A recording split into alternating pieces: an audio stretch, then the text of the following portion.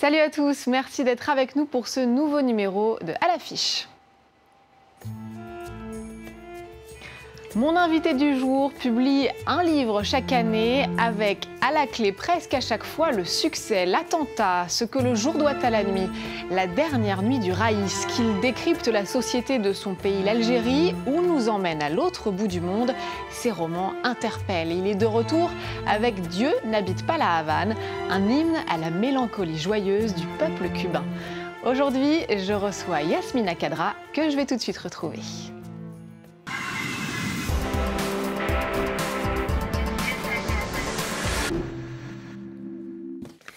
Yasmina Khadra, bonjour. Bonjour. Merci beaucoup d'être avec nous. Alors, on vous a quitté la dernière fois, vous étiez glissé dans la peau de Kadhafi la nuit précédant sa mort en Libye. Cette fois, on est dans la tête d'un chanteur cubain. J'ai lu que vous disiez que vous aimez incarner vos personnages à la manière d'un acteur. C'est pour ça que vous avez choisi l'écriture, pour vivre des vies multiples? Ben oui, une vie ne suffit pas. Il faut toujours pousser des portes dérobées, aller vers d'autres univers, d'autres cultures, d'autres mentalités. Ça nous permet d'avoir conscience de ce monde qui est le nôtre. Alors, parlons de Cuba. Vous avez fait un séjour à Cuba. Racontez-nous vos impressions de cette île et pourquoi est-ce que c'est un bon sujet de roman? Ben, à Cuba, je pense que c'est un roman à cœur ouvert. C'est-à-dire, moi, je propose à tous les écrivains d'y aller. Ils vont être inspirés dans la minute qui suit leur atterrissage là-bas. J'étais allé en juin 2014 en repérage. Dieu n'habite pas la Havane, c'est mon deuxième texte sur Cuba. Donc on était allé pour voir les fonctionnaires, comment négocier avec eux, trouver les sites pour le film. J'avais écrit un scénario autour d'un pêcheur qui sera incarné à l'écran par Forest Whitaker, justement. Ah, donc le projet est bien avancé. Oui, il est avancé, oui. Et puis, il fallait aussi que je jette un coup d'œil sur la réalité sur le terrain pour que mon scénario soit plausible. Et c'est là où j'ai découvert cette ville mythique, les gens extraordinaires, et puis cette mélancolie heureuse, justement. Il y a trop de musique, il y a trop de générosité, il y a trop de dons de soi. Et j'ai dit, il faut absolument que j'écrive quelque chose sur... Et on ressent cette mélancolie à travers ce personnage, de ce chanteur. On ne racontera pas toutes les pérégrinations et ses rencontres au fur et à mesure. En tout cas, c'est vrai que vos livres ont souvent eu une résonance avec l'actualité. La dernière nuit du Raïs en était le dernier exemple, avec la Libye.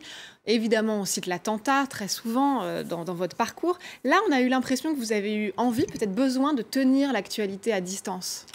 Écoutez, l'actualité, elle est presque délétère.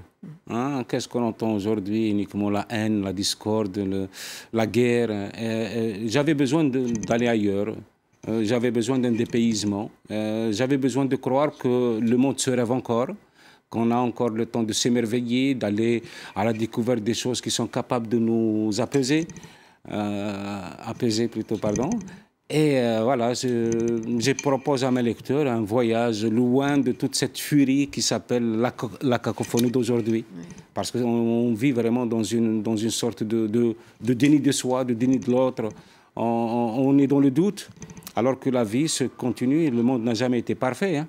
Alors ça ne vous empêche pas, j'imagine, d'avoir un avis. Qu'est-ce que vous pensez des polémiques ici en France qui se multiplient et mettent un peu à mal les musulmans de France? Ben, j'ai écrit justement pour ne pas y penser du tout.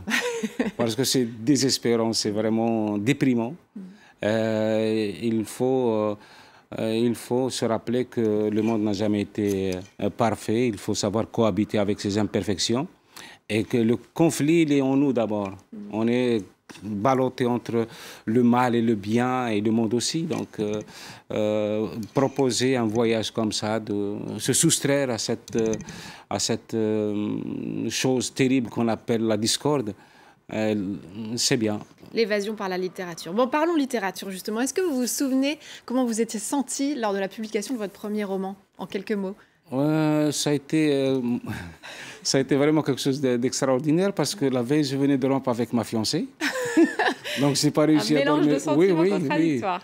J'ai pas réussi à dormir et le matin, en me baladant à Oran, j'entre dans une librairie. C'est là où je découvre mon livre. Je ne savais même pas qu'il était sorti, donc ça a été un choc. Un choc. Bon, alors, je vous pose cette question parce qu'évidemment, chaque année, lors de la rentrée littéraire, ils sont quelques dizaines à se lancer pour la première fois dans le grand bain de la littérature. Renaud Lefort a rencontré Thierry Froger. Ce professeur d'art plastique publie Sauf qui peut, la Révolution, une histoire invraisemblable qui fait de Jean-Luc Godard et du révolutionnaire Danton des personnages de fiction. Sous le regard de Danton, l'écrivain Thierry Froger. Dans Sauf qui peut, la Révolution, son premier roman, le cinéaste Jean-Luc Godard et le révolutionnaire Danton sont deux personnages de fiction.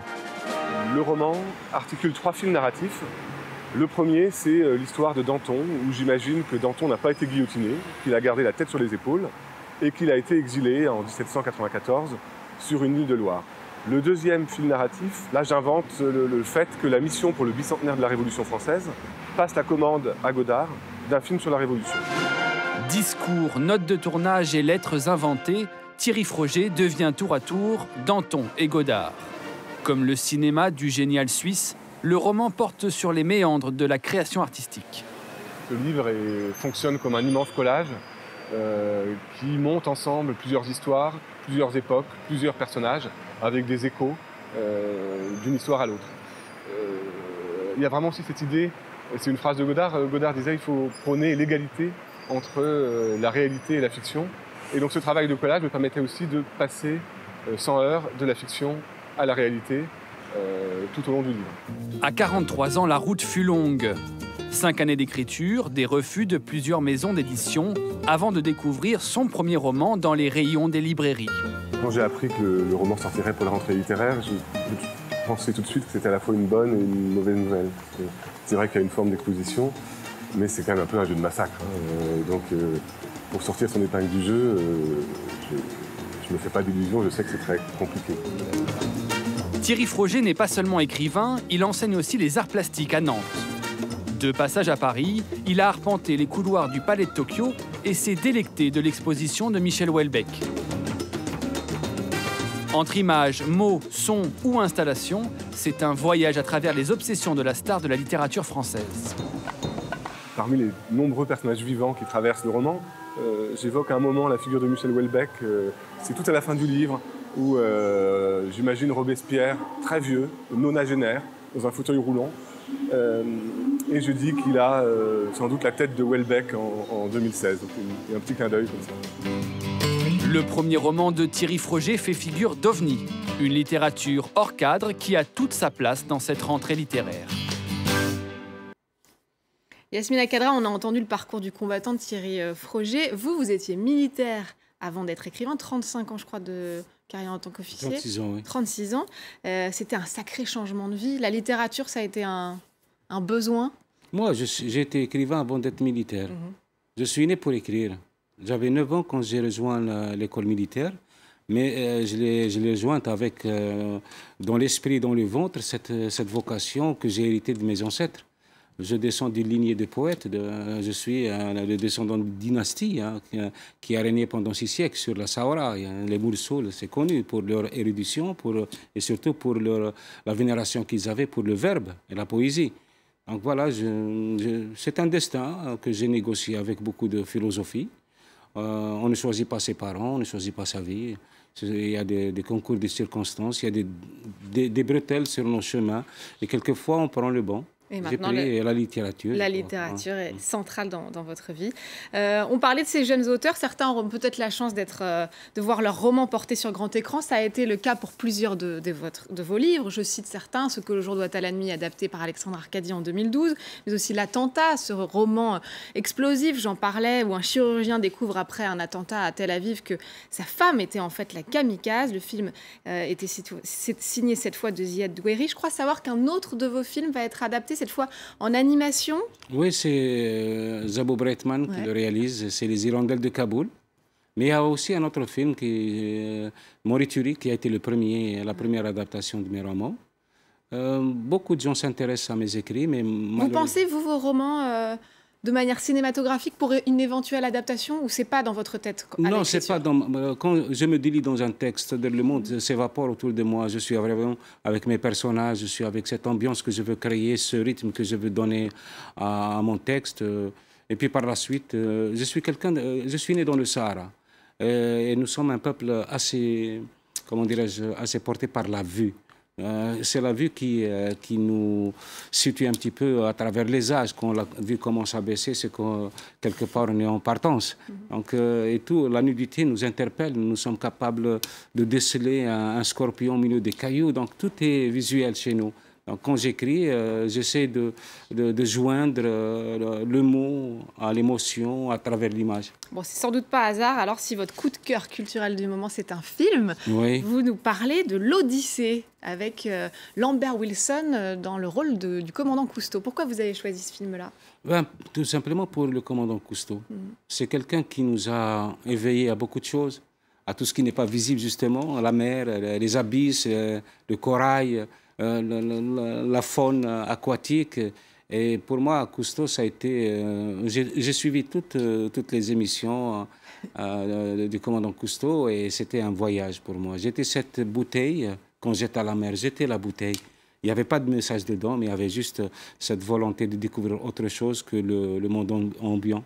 L'homme au bonnet rouge. Merci beaucoup Yasmina Khadra d'être venue nous parler de votre parcours et puis évidemment Dieu n'habite pas La Havane, paru chez Julliard. Votre film avec Forest Whitaker, vous pouvez nous donner une idée de quand et du titre? C'est Panchito, comme dans le texte. Et puis c'est ça, avec Luz Guzman aussi qui va jouer aux côtés de Forest Whitaker. Bon, on attend, on vous réinvitera à ce moment-là. Merci aussi à vous de nous avoir suivis. N'oubliez pas de nous retrouver sur france24.com ainsi que sur tous nos réseaux sociaux. On se quitte donc avec le coup de cœur de Yasmina Khadra, des images de l'Odyssée avec Lambert Wilson dans le rôle du commandant Cousteau. Je vous laisse découvrir et vous dis à très vite.